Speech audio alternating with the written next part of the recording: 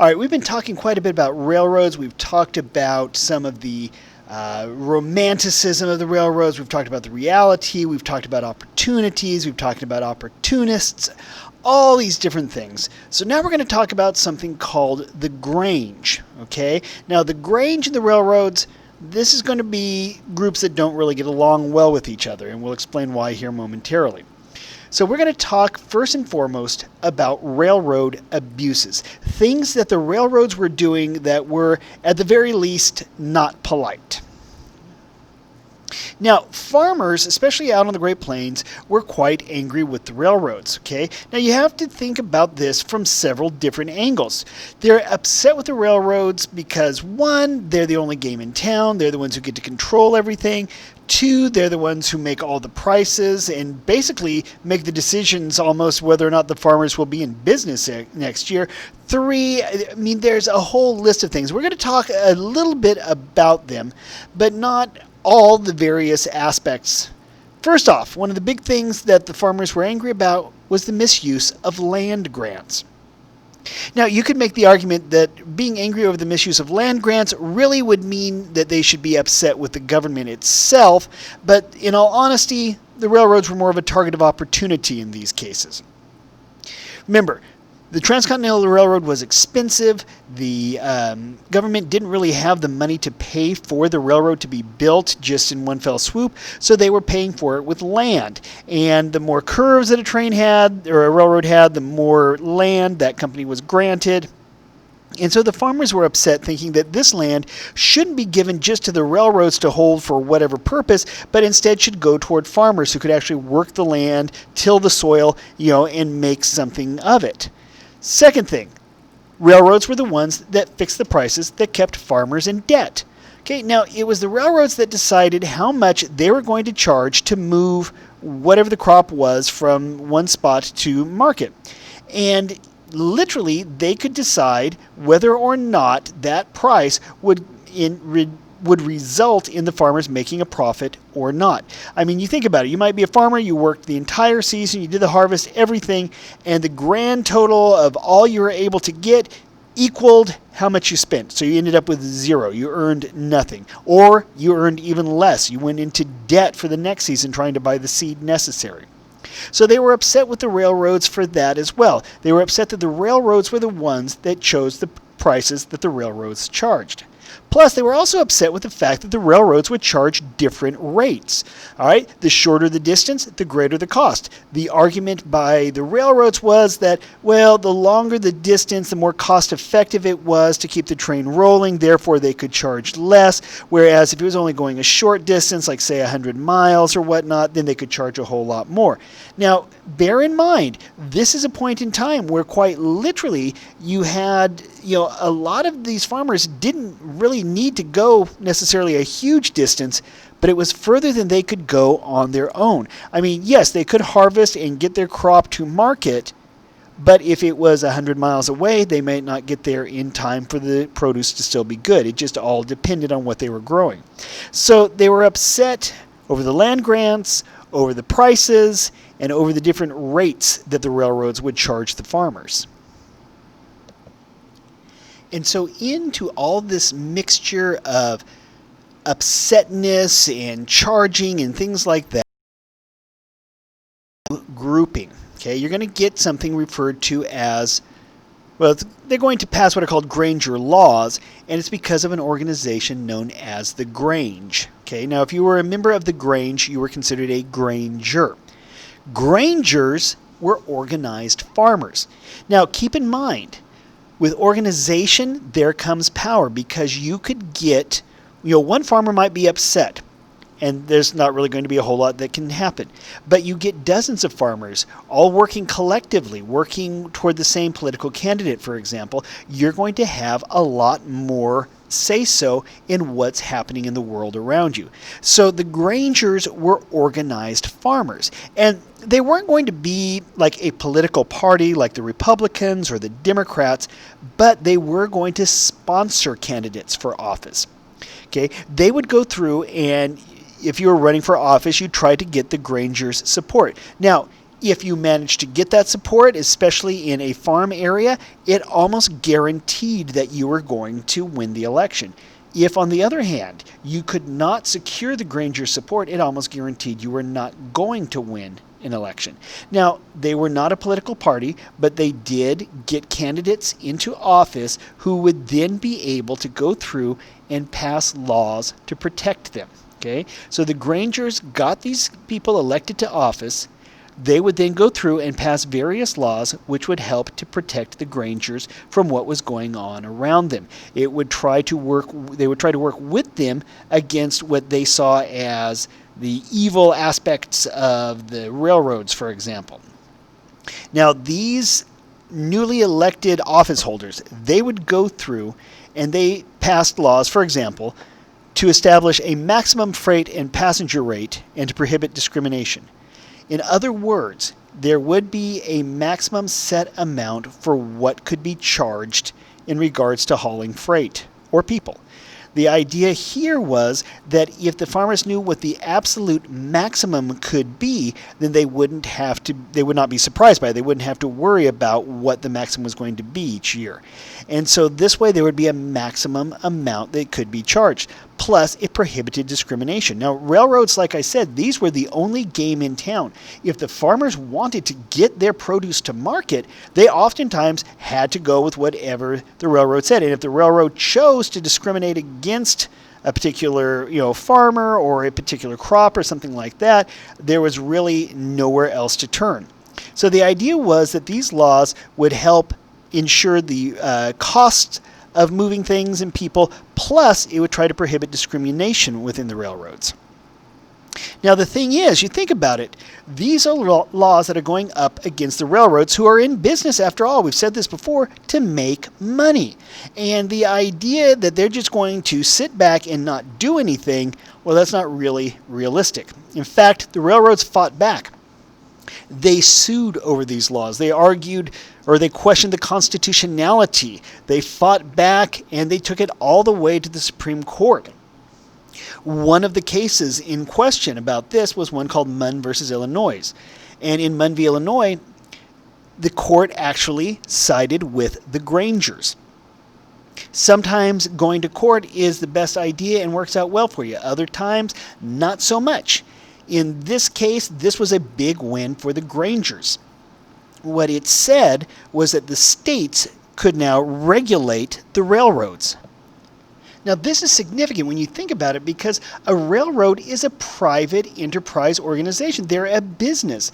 And yet now the court has ruled that states could regulate them. Now, the argument being put forth here is that, yeah, they are private enterprise, but at the same time, they're performing a public good.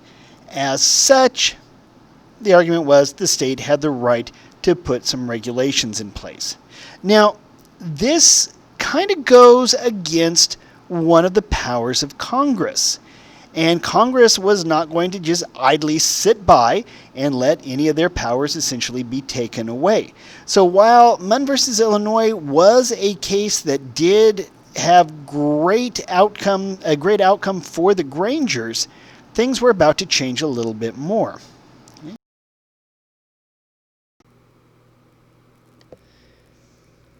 Now, in the United States Constitution, there is something called the Interstate Commerce Clause. Now, this deals with any kind of commerce, anything bought or sold that actually crosses a state line.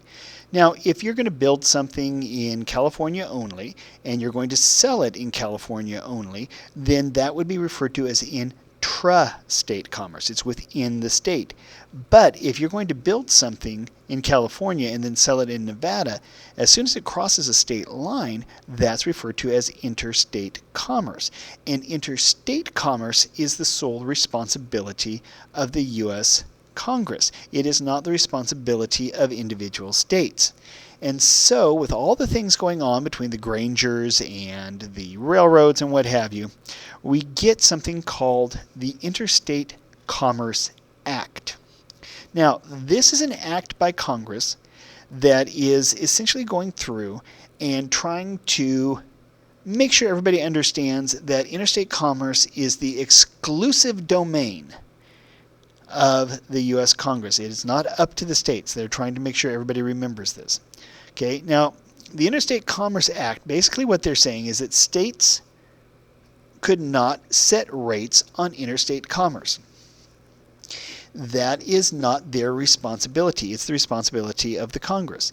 Now, the fact that states were trying to set up rates in regards to the railroads, and those railroads cross state lines, this meant that the individual states were stepping on the toes of Congress by going through and actually trying to regulate interstate commerce. So it was in 1887 that Congress passed what's known as the Interstate Commerce Act. Now, this act is put together. At the time, really, it's more set up because of the railroads than anything else, but it's going to have a life of its own. It's going to keep going for quite a while and will actually still have influence and effects down through the 20th century.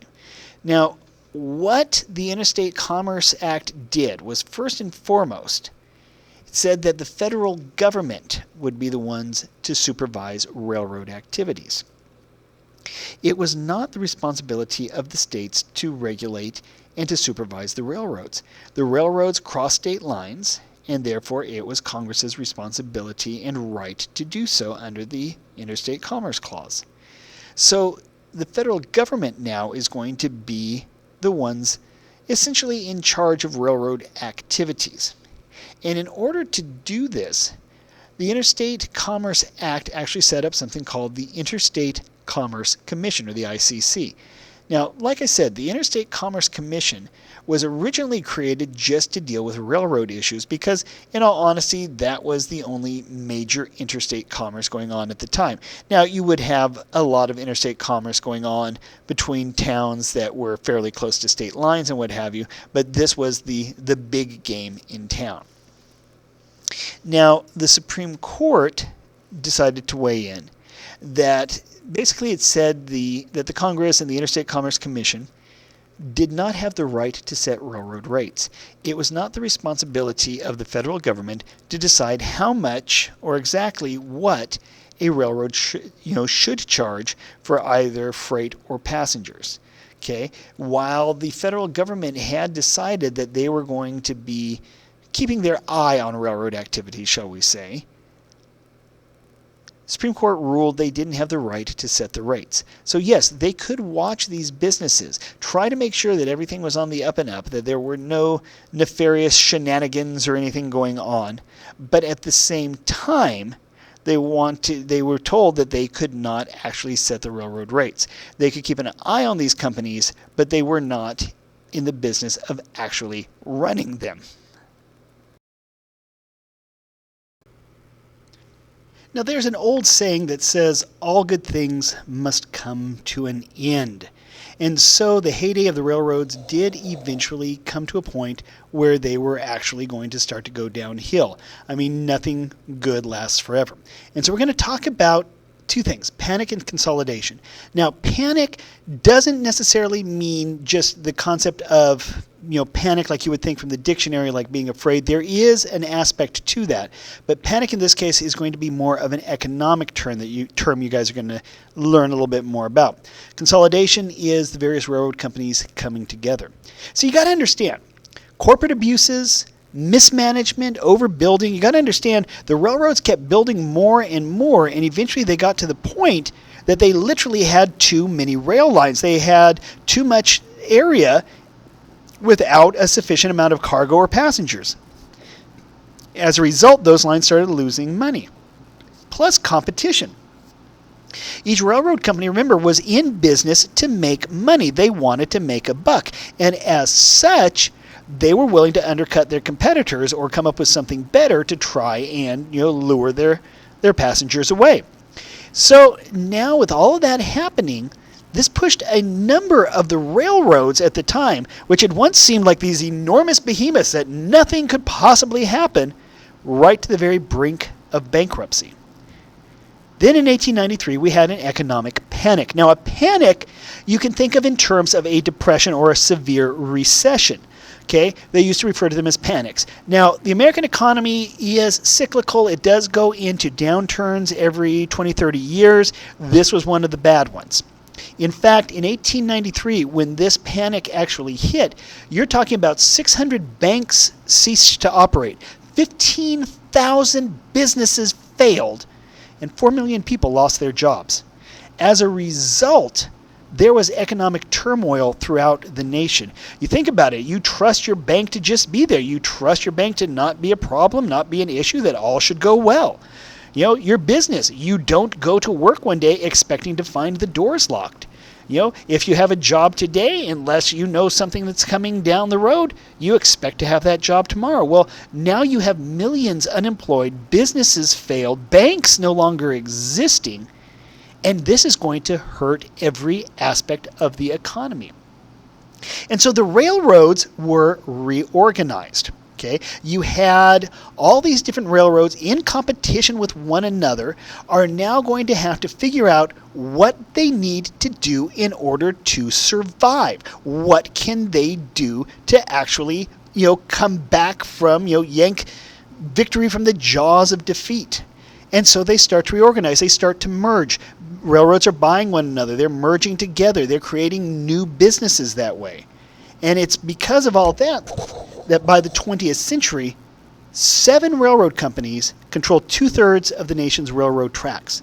So you think about the thousands upon thousands of miles of railroad track, all those are going to be controlled by simply 7 companies. Now, the railroads are still going to be a mainstay of American commerce for a number of years from this point forward, but the time when they had all the power, that is starting to fade into the past. They're still super important. They're still making a ton of money, but they don't have the unbelievable far-reaching power that they once did.